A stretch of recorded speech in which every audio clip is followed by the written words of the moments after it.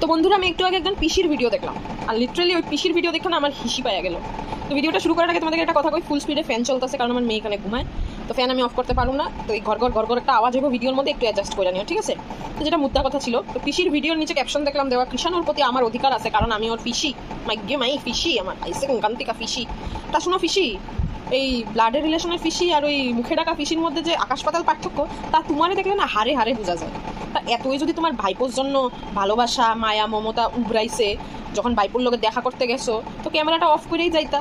হ্যাঁ, camera on করে কোনখানের ভালোবাসা দেখাইতেছো গো তুমি? এই ভাইপোরে দেখাই তো 50,000 সাবস্ক্রাইবার বানাই লইলা।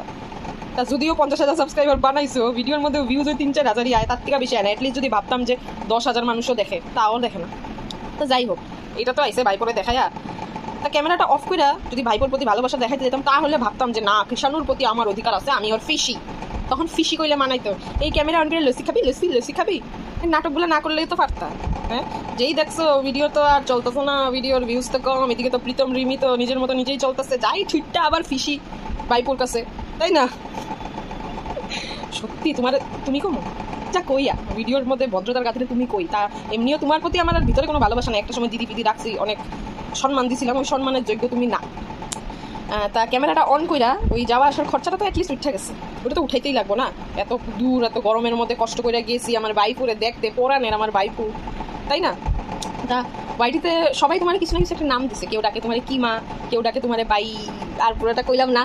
তা আমিও ভাবছি তোমার একটা নাম দিব, ভালো নামে দিব, ওই ওদের মতো কি মা ডিমা দিব না।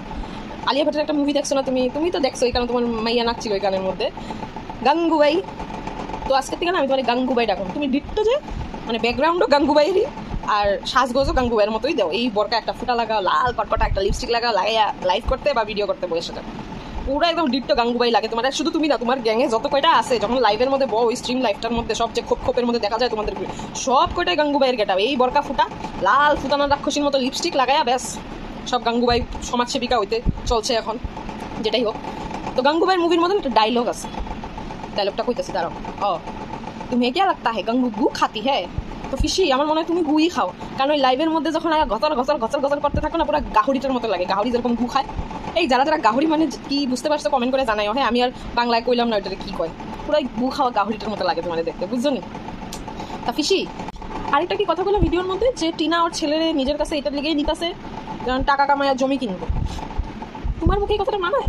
হ্যাঁ, যে নিজে ফিসি সাজ্জা ভাইপুরে দেখায়া ভাইরে দেখায়া টাকা কামাইতেছে, এ আবার কি কমু আর তোমারে গো? হ্যাঁ, তুমি কইতে যাও টিনা নাকি নিজের পুলারে দেখায়া টাকা কামাইয়া জমি কিনবো।